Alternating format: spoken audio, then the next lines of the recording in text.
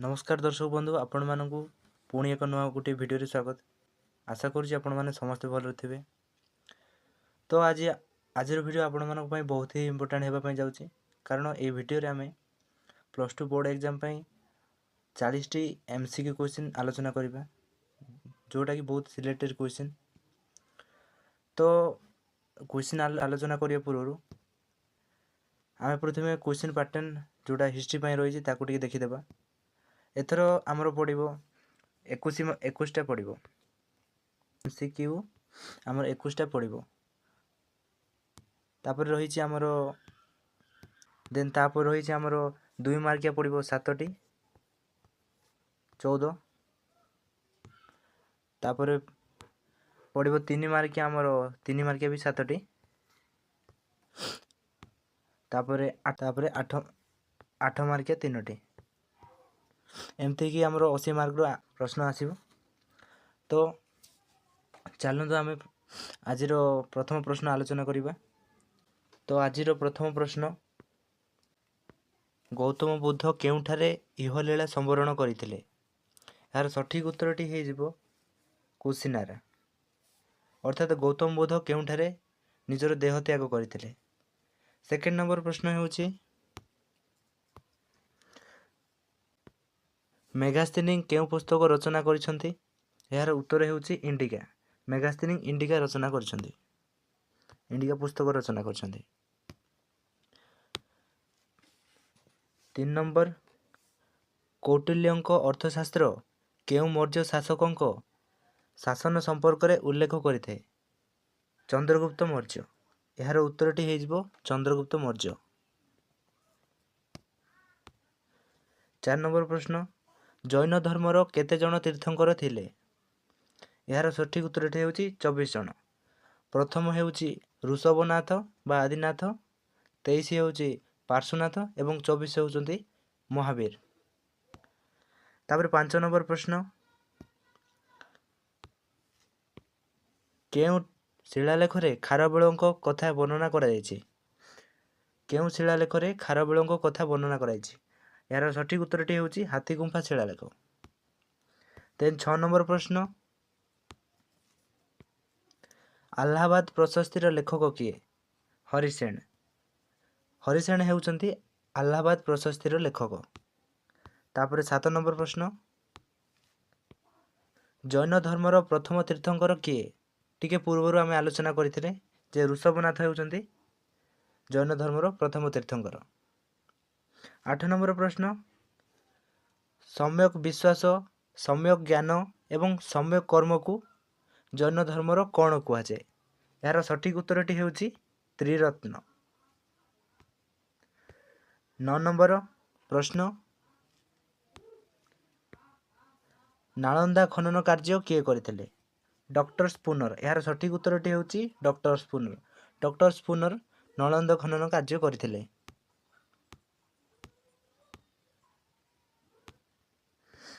तापर देखिए परवर्ती प्रश्न,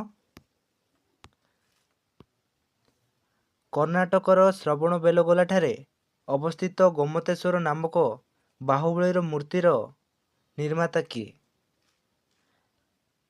यार सठिक उत्तर होउछि गंगराजा रमचल। तापर देखिए परवर्ती प्रश्न, दशकुमार चरित किए लिखिथिले? यार सठिक उत्तरटी होउछि दंडी। दंडी दशकुमार चरित लिखिथिले। देखिए परवर्ती प्रश्न, कल्हणक साहित्य कृतिर नाम कौन? राजतरंगिणी। राजतरंगिणी हेउछि कल्हणक साहित्य कृतिर नाम।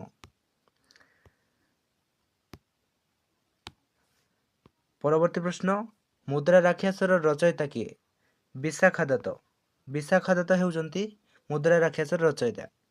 परवर्ती प्रश्न, हुएंसा केउ राजांक राजत्व काल रे भारत को आसीथिले? हर्षवर्धन। राजा हर्षवर्धन समय रे हुएंसा भारत को आसीथिले। परवर्ती प्रश्न, बौद्ध धर्मर पवित्र ग्रंथ को कौन कहुए? बौद्ध धर्मर पवित्र ग्रंथ को त्रिपिटक बोली कहुए। परवर्ती प्रश्न, ଖ୍ରୀଷ୍ଟପୂର୍ବ ଷଷ୍ଠ ଶତାବ୍ଦୀରେ କେଉଁ ମହାଜନ ପଦରେ ଗଣତନ୍ତ୍ର ବ୍ୟବସ୍ଥା ପ୍ରଚଳିତ ଥିଲା? ପିଲାମାନେ ବହୁତ ହି ଇମ୍ପୋର୍ଟାଣ୍ଟ ପ୍ରଶ୍ନ। ଖ୍ରୀଷ୍ଟପୂର୍ବ ଷଷ୍ଠ ଶତାବ୍ଦୀରେ କେଉଁ ମହାଜନ ପଦରେ ଗଣତନ୍ତ୍ର ବ୍ୟବସ୍ଥା ପ୍ରଚଳିତ ଥିଲା? ଯଦି ଏ ପ୍ରଶ୍ନଟି ପଡ଼େ ତାହେଲେ ଆପଣ ଲେଖିଦେବେ ଭଜି ଓ ମଲ୍ଲ। ପରବର୍ତ୍ତୀ ପ୍ରଶ୍ନ, ଗୌତମ ବୁଦ୍ଧ କେଉଁ ସ୍ଥାନରେ ଦିବ୍ୟଜ୍ଞାନ ଲାଭ କରିଥିଲେ? ବୁଦ୍ଧଗୟା। ବୁଦ୍ଧଗୟାଠାରେ ଗୌତମ ବୁଦ୍ଧ ଦିବ୍ୟଜ୍ଞାନ ଲାଭ କରିଥିଲେ। ଆମେ ଯିବା ପରବର୍ତ୍ତୀ ପ୍ରଶ୍ନକୁ। ଅଶୋକଙ୍କ ରାଜତ୍ୱ ସମୟରେ କଳିଙ୍ଗର ରାଜଧାନୀର ନାମ କ'ଣ ଥିଲା? ପୁଣି ଥରେ ପ୍ରଶ୍ନ, ଅଶୋକଙ୍କ ରାଜତ୍ୱ ସମୟରେ କଳିଙ୍ଗର ରାଜଧାନୀର ନାମ କ'ଣ ଥିଲା? ତୋଷାଳୀ। କଳିଙ୍ଗର ରାଜଧାନୀ ଥିଲା କ'ଣ? ତୋଷାଳୀ। ସେକେଣ୍ଡ ପ୍ରଶ୍ନ, ଦିଲ୍ଲୀର ଲାଲକିଲ୍ଲା କିଏ ନିର୍ମାଣ କରିଥିଲେ? ଦିଲ୍ଲୀର ଲାଲକିଲ୍ଲା କିଏ ନିର୍ମାଣ କରିଥିଲେ? ଶାହାଜାହାନ। ଶାହାଜାହାନ ଦିଲ୍ଲୀର ଲାଲକିଲ୍ଲା ନିର୍ମାଣ କରିଥିଲେ। ତାପରେ ଦେଖିବା ପରବର୍ତ୍ତୀ ପ୍ରଶ୍ନ, ଭାରତରେ ଚିରସ୍ଥାୟୀ ବନ୍ଦୋବସ୍ତ ପ୍ରଥା କିଏ ପ୍ରଚଳନ କରିଥିଲେ? Lord Cornwallis. ପିଲାମାନେ ବହୁତ ହି ଇମ୍ପୋର୍ଟାଣ୍ଟ ପ୍ରଶ୍ନ। ଲର୍ଡ କର୍ଣ୍ଣୱାଲିସ୍ ବଡ଼ଲାଟ, ଯିଏକି ଭାରତରେ ଚିରସ୍ଥାୟୀ ବନ୍ଦୋବସ୍ତ ପ୍ରଥା ପ୍ରଚଳନ କରିଥିଲେ। ପରବର୍ତ୍ତୀ ପ୍ରଶ୍ନ, କେଉଁ ବର୍ଷ ଓଡ଼ିଶା ଡିଭିଜନ ସହିତ ସମ୍ବଲପୁରର ମିଶ୍ରଣ ହୋଇଥିଲା? 1905। ଏହାର ସଠିକ୍ ଉତ୍ତରଟି ହେଉଛି 1905 ମସିହାରେ ଓଡ଼ିଶା ସହିତ ସମ୍ବଲପୁର ଡିଭିଜନର ମିଶ୍ରଣ ହୋଇଥିଲା। ତାପରେ ପରବର୍ତ୍ତୀ ପ୍ରଶ୍ନ, ଭାରତର ସମ୍ବିଧାନର ସଭାପତି କିଏ ଥିଲେ? ବହୁତ ହି ସୁନ୍ଦର ପ୍ରଶ୍ନ ପିଲାମାନେ। ଭାରତର ସମ୍ବିଧାନର ସଭାପତି କିଏ ଥିଲେ? ଏହାର ସଠିକ୍ ଉତ୍ତର ଏଠି ହେଉଛି ଡକ୍ଟର ରାଜେନ୍ଦ୍ର ପ୍ରସାଦ। ପରବର୍ତ୍ତୀ ପ୍ରଶ୍ନ, ମୌର୍ଯ୍ୟ ଶାସନ କାଳରେ ଗ୍ରାମର ମୁଖ୍ୟଙ୍କୁ କ'ଣ କୁହାଯାଉଥିଲା? ଗ୍ରାମିକ। ଏହାର ଉତ୍ତରଟି ହେଇଯିବ ଗ୍ରାମିକ। ତାପରେ ନେକ୍ସଟ ପ୍ରଶ୍ନ, ମହାବୀର କେଉଁ ଭାଷାରେ ନିଜର ବାଣୀ ପ୍ରଚାର କରୁଥିଲେ? ଅର୍ଦ୍ଧମାଗଧୀ ଭାଷାରେ। ସ୍ଥାନୀୟ ଲୋକମାନଙ୍କୁ ବୁଝିବା ପାଇଁ ସହଜ ହେବ ବୋଲି ସିଏ ଅର୍ଦ୍ଧମାଗଧୀ ଭାଷାରେ ନିଜର ବାଣୀ ପ୍ରଚାର କରୁଥିଲେ। ନେକ୍ସଟ ପ୍ରଶ୍ନ, କେଉଁ ଶାସକଙ୍କ ଶାସନ କାଳରେ ଇବନ ବତୁତା ଭାରତକୁ ଆସିଥିଲେ? ମହମ୍ମଦ ବିନ୍ ତୁଗଲକ। ପିଲାମାନେ ଏହାର ସଠିକ୍ ଉତ୍ତରଟି ହେଉଛି ମହମ୍ମଦ ବିନ୍ ତୁଗଲକ। ଦେଖିବା ପରବର୍ତ୍ତୀ ପ୍ରଶ୍ନ, କବିରଙ୍କ ଗୁରୁ କିଏ? ରାମାନନ୍ଦ। ରାମାନନ୍ଦ ହେଉଛନ୍ତି କବିରଙ୍କ ଗୁରୁ। କେଉଁ ନଦୀ ପାଞ୍ଚାଳକୁ ଦୁଇ ଭାଗରେ ବିଭକ୍ତ କରିଥିଲା?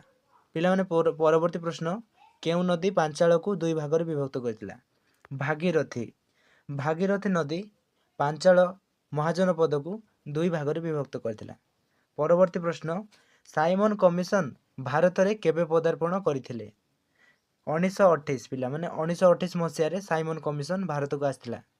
ପରବର୍ତ୍ତୀ ପ୍ରଶ୍ନ, ଖୋର୍ଦ୍ଧା ବିଦ୍ରୋହର ନେତୃତ୍ୱ କିଏ ନେଇଥିଲେ? ବକ୍ସି ଜଗବନ୍ଧୁ।